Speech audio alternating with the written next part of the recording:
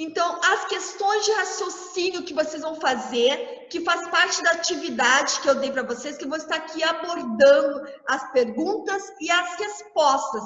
Isso tudo, então, que eu falei, que eu li com vocês, tá? Então, ali, como foi a primeira missa em terras do Novo Mundo? O que é, então, este Novo Mundo, né? Este Novo Mundo é a questão, como acontecia muitas grandes navegações, esse Novo Mundo eram as terras da América, da Ásia e da África, porque a Europa não conhecia essas terras novas, então eles chamavam de um Novo Mundo. Então, quando eles chegaram no Brasil, aqui nas Américas, era um Novo Mundo, tá? Então, como é que foi essa primeira missa nas terras do Novo Mundo, tá bom? Então, foi fincada na cruz no solo brasileiro para marcar o território que pertenceria a Portugal. Tá? Os índios se aproximaram e, mesmo sem entender ali, escutaram o evangelho pela primeira vez, copiando tudo o que os portugueses faziam. Levantavam as mãos, se ajoelhavam, ficavam em pé e em todo o tempo sossegados até o final da comunhão. Se vocês verem, eu não sei em que momento tá, da página do livro de vocês, que o meu é um pouco diferente, tá? Mas na atividade 5 ali, tem uma boa parte dessa carta, tá? De Pero Vaz Caminha, lá na atividade 5. Então, eu dei uma lida. Então, essas respostas são muito firmadas ali nesse pedaço dessa carta, tá bom? Então, continuando. Teve um homem de 50 e poucos anos que apontou o dedo para a cruz e depois para o céu. Então, o que acontecia? Quando eles foram fazer a missa ali, vieram os índios tudo na volta, tal, né? Tava tudo ali na volta. E tudo que os portugueses faziam, eles faziam.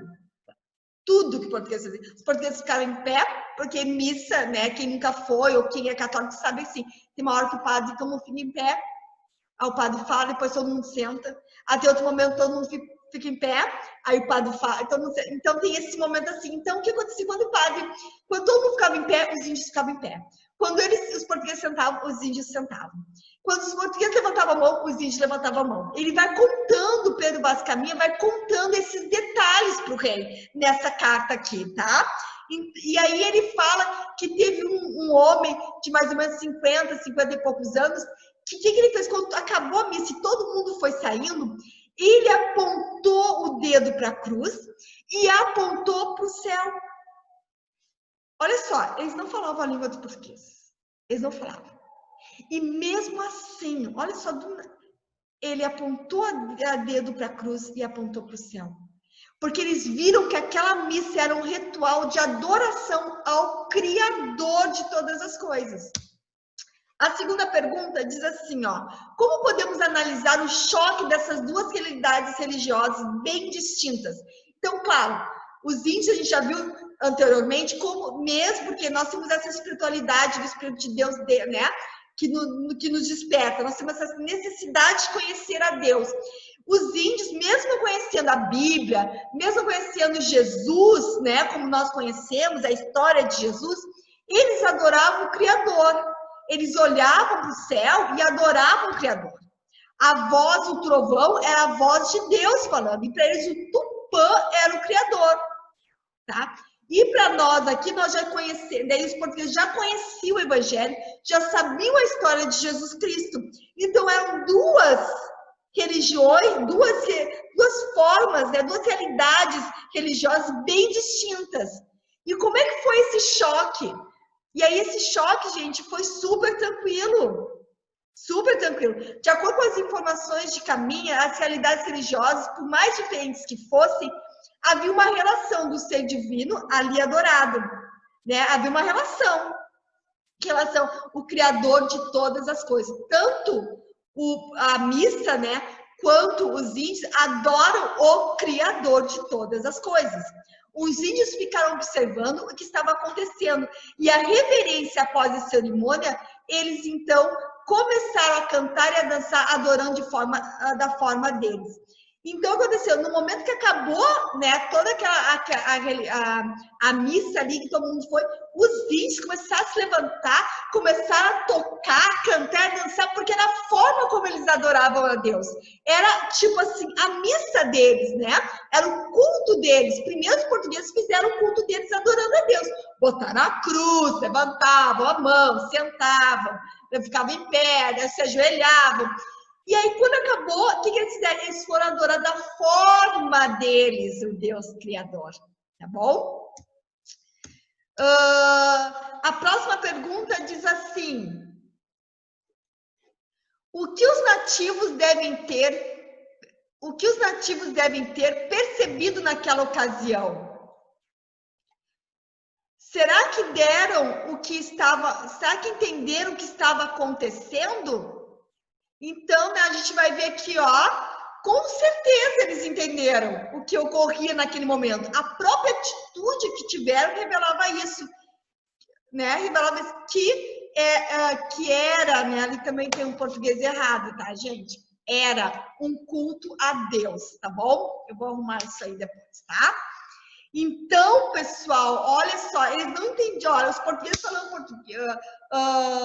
o português e eles falando uma outra língua, mesmo assim, eles entenderam o que estava acontecendo naquele momento.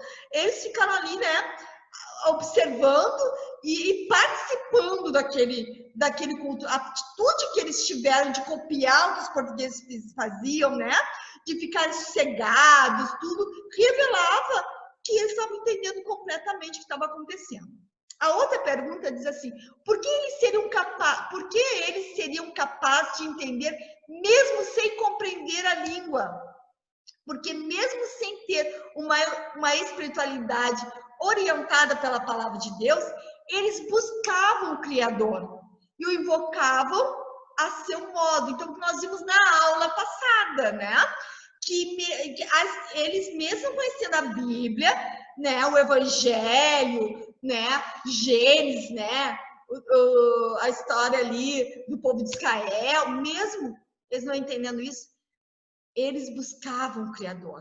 E aí eles até relacionavam, né, a Deus com a criação, porque eles observavam a criação e sabiam que não era do nada, que havia alguém especial que tinha feito tudo aquilo ali, tá?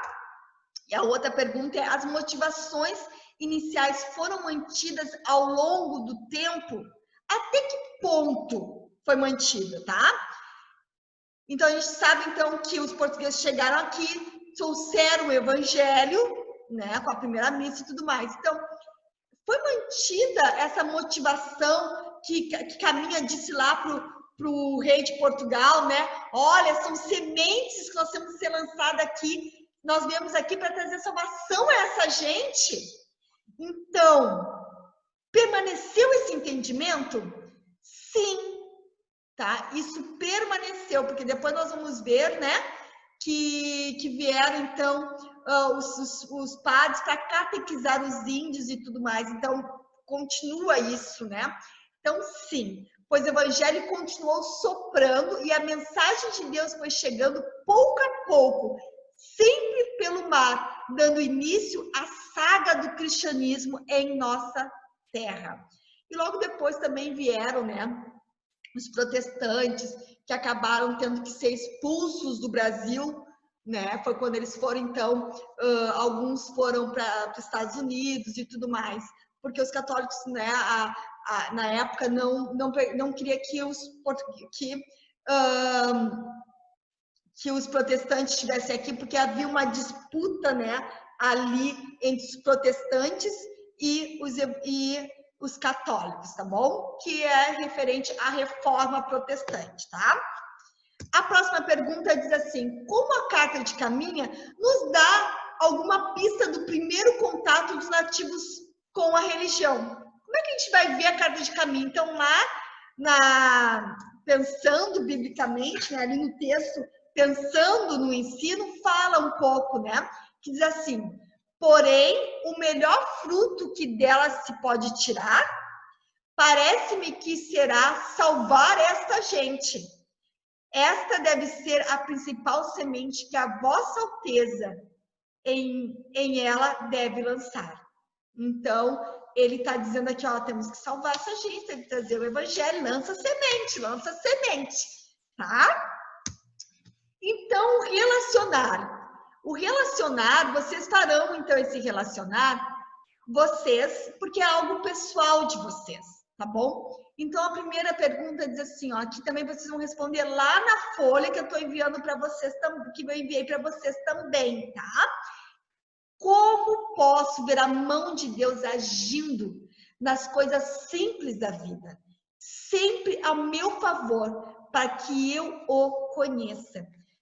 Gente, eu vou dizer uma coisa para vocês, Deus não se cala e está falando.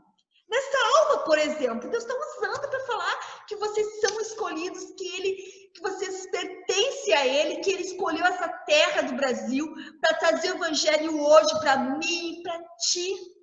A escola que vocês estão, que anuncia o Evangelho, sabe? O cuidado que Deus tem com vocês, às vezes que livrou vocês de um acidente, livrou vocês de uma enfermidade, livrou vocês de tanta coisa. Pensa um pouquinho e responde, tá? Posso ver o agir de Deus sobre os povos nativos lá no início do Brasil? Que a gente está falando aqui o tempo inteiro, né? Essas lições uma atrás da outra, falando da história, de como o Evangelho chegou, e o que Deus fez para que o Evangelho chegasse aos índios, né?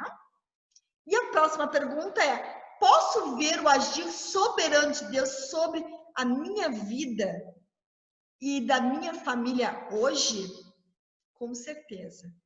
Né? O agir de Deus, pensa um pouquinho, o que Deus já fez para que o Evangelho chegasse na tua vida, chegasse na tua família, na tua casa, tá bom? Eu, por exemplo, vou contar para vocês rapidinho assim, a minha mãe era do interior, e a minha mãe nunca tinha ouvido falar do Evangelho, e a minha mãe estava com um tumor.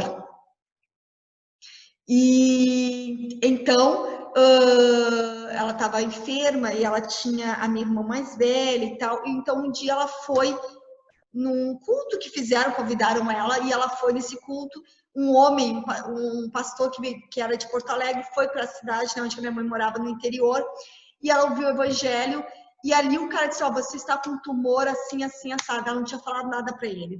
E aconteceu, e ele disse, Jesus está curando agora, está tirando com a mão dele esse tumor, e a minha mãe foi curada ali, totalmente, e a partir dali, então, minha mãe recebeu o Senhor Jesus no coração, quando ela veio para Porto Alegre, então, ela começou a frequentar o Evangelho, conhecer o Evangelho, conhecer a Deus, e quando eu fui crescendo, quando eu era criança, eu ia na escola bíblica, o Evangelho foi anunciado na minha vida, então, assim, a gente vai vendo o agir de Deus na vida da minha família e na minha vida, ok?